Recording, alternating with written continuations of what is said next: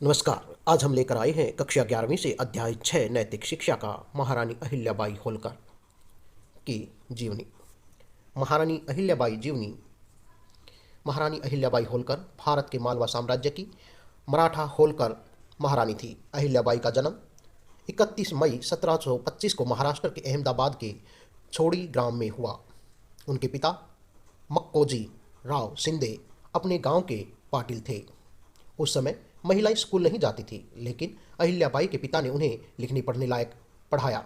अहिल्याबाई के पति खांडेराव होलकर 1754 के कुंभेर युद्ध में शहीद हुए थे। 12 साल बाद उनके ससुर मल्हार राव होलकर की भी मृत्यु हो गई। इसके एक साल बाद ही उन्हें मालवा साम्राज्य की महारानी का ताज पहनाया गया। ये है वो महारानी अहिल्याबाई होलकर, शिवभक्त और विशिष्ट बुद्धि की मालकिन। वह हमेशा से ही अपने साम्राज्य को मुस्लिम आक्रमणकारियों से बचाने की कोशिश करती रही, बल्कि युद्ध के दौरान वह खुद अपनी सेना में शामिल होकर युद्ध करती थी। उन्होंने तकोजी राव होलकर को अपनी सेना के सेनापति के रूप में नियुक्त किया था। रानी अहिल्याबाई ने अपने साम्राज्य महेश्वर और इंदौर में काफ़ी मंदिरों का निर्माण भी किया था।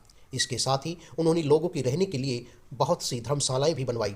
ये सभी धर्मशालाएं उन्होंने मुख्य तीर्थ स्थल जैसे गुजरात के द्वारका, काशी विश्वनाथ, वाराणसी का गंगा घाट, उज्जैन, नासिक, विष्णुपद मंदिर और बैजनाथ के आसपास ही बनवाई। मुस्लिम आक्रमणकारियों के द्वारा तोड़े हुए मंदिरों को देखकर भी उन्होंने सोमनाथ में शिव जी का मंदिर बनवाया, जो आज भी हिंदुओं द्वारा पूजा जाता है। इनका विवाह इंदौर राज्य के संस्थापक महाराज मल्हार राव होलकर के पुत्र खंडेराव से हुआ था। सन 1745 में अहिल्याबाई के पुत्र हुआ और 3 वर्ष बाद एक कन्या का पुत्र का नाम मालेराव और कन्या का नाम मुक्ताबाई रखा। उन्होंने बड़ी कुशलता से अपने पति के गौरव को जगाया। कुछ ही दिनों में अपने महान पिता के मार्गदर्शन में खंडेराव एक अच्छे सिपाही बन गए। मल्हार राव को भी देखकर संतोष होने लगा। पुत्र वधू अहिल्याबाई को भी यह राजकाज की शिक्षा देते रहते थे। उनकी बुद्धि और चतुराई से वह बहुत प्रसन्न होते थे। मल्हार राव के जीवन काल में ही उनके पुत्र खंडेराव का निधन 1754 ईस्वी में हो गया था। अतः मल्हार राव के निधन के बाद रानी अहिल्याबाई ने राज्य का शासन भार संभाला था। रानी अहिल्याबाई ने 1795 ईस्वी में अपनी मृत्यु पर्यंत बड़ी कुशलता से राज्य का शासन चलाया था। उनकी अर्थात मृत्यु से पहले तक शासन चलाया था। उनकी गणना आदर्श शासकों में भी की जाती है। वे अपनी उदारता और प्रजा वत्सलता के लिए प्रसिद्ध हैं। उनके एक ही पुत्र था मालेराव, जो 1766 ईस्वी में देवांत हो गया। 1767 ईस्वी में अहिल्याबाई ने तुकोजी होलकर को सेनापति नियुक्त किया।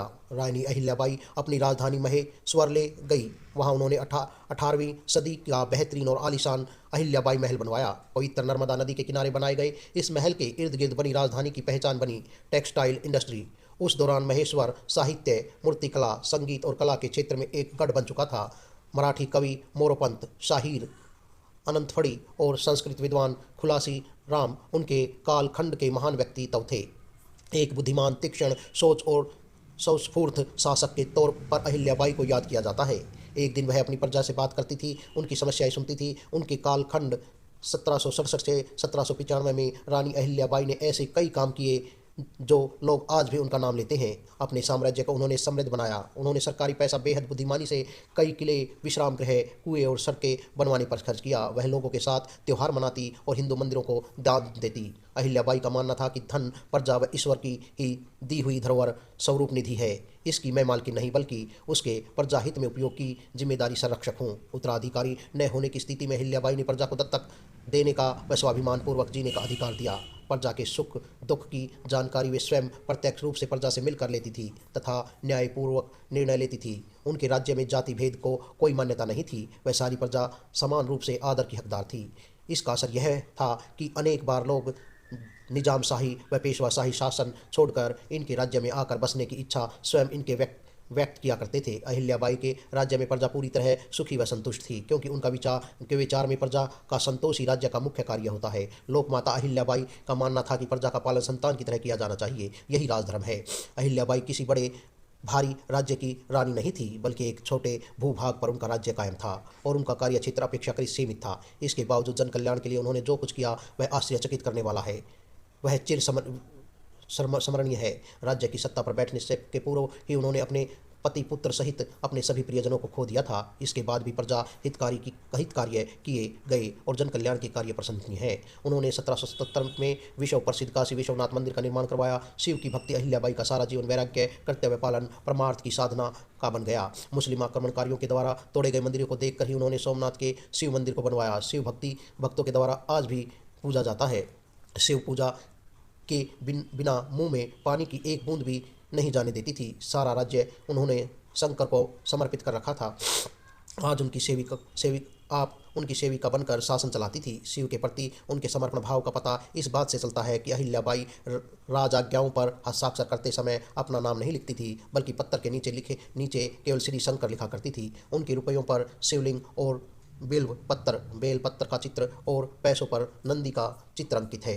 कहा जाता है कि तब से लेकर भारतीय स्वराज्य की प्राप्ति तक उनके बाद में जितने नरेश इंदौर के सिंहासन पर आए, सबकी राजाज्ञाएं तब तक कि श्री शंकर की नाम से जारी नहीं होती, तब तक वह राजाज्ञा नहीं मानी जाती और उस पर अमल भी नहीं होता। उन्होंने स्त्रियों की सेना बनाई, लेकिन वे यह बात अच्छी तरह से जानती थी कि पेशवा के आगे उनकी सेना कमज़ोर थी। इसलिए उन्होंने पेशवा को यह समाचार भेजा कि यदि वह स्त्री सेना से जीत हासिल भी कर लेंगे तो उनकी कीर्ति और यश में कोई बढ़ोतरी नहीं होगी। दुनिया यही कहेगी कि स्त्रियों की सेना से ही तो जीते हैं, और अगर आप स्त्रियों की सेना से हार गए तो कितनी जग हसाई होगी, आप अपना अंदाज़ा भी नहीं लगा सकते। अहिल्याबाई की यह बुद्धिमानी काम कर गई और पेशवा ने आक्रमण करने का विचार बदल दिया। इसके बाद महारानी पर दत्तक पुत्र लेने का भी दबाव बढ़ने लगा। उन्होंने इसे स्वीकार नहीं किया क्योंकि वे प्रजा को ही अपना सब कुछ मानती थी। उनके इस फैसले के बाद राजपूतों ने उनके खिलाफ विद्रोह छेड़ दिया, लेकिन रानी ने कुशलतापूर्वक इस विद्रोह का ही दमन कर दिया। अपनी कुशाग्र बुद्धि का प्रयोग करते हुए रानी अहिल्याबाई होलकर ने मालवा के खजाने को भी फिर से भर दिया।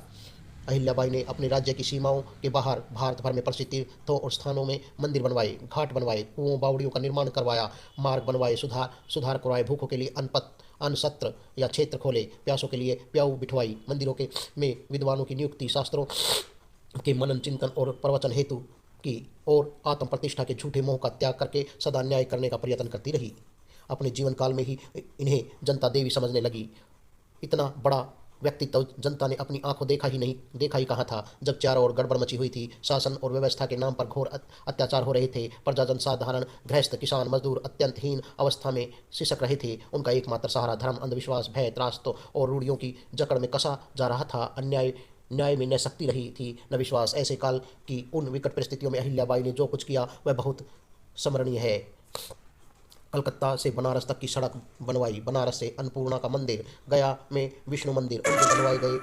इन्होंने घाट बनवाए, कुओं और बावड़ियों का निर्माण करवाया, मार्ग बनवाए, भूखों के लिए सदाव्रत अन्न क्षेत्र खोले, प्यासों के लिए प्याऊ बिठवाई, मंदिरों में विद्वानों की नियुक्ति और शास्त्रों में मनन चिंतन और प्रवचन हेतु अनेक विद्वानों को बिठाया गया। उन्होंने अपने समय की हलचल में प्रमुख भाग लिया। रानी अहिल्याबाई ने अपने अलावा काशी, गया, सोमनाथ, अयोध्या, मथुरा, हरिद्वार, द्वारिका, बद्री नारायण, रामेश्वर, जगन्नाथपुरी इत्यादि के प्रसिद्ध तीर्थस्थलों पर मंदिर बनवाई और धर्मशालाएं भी खुलवाई। धन्यवाद। ये था अहिल्याबाई होलकर का जीवन।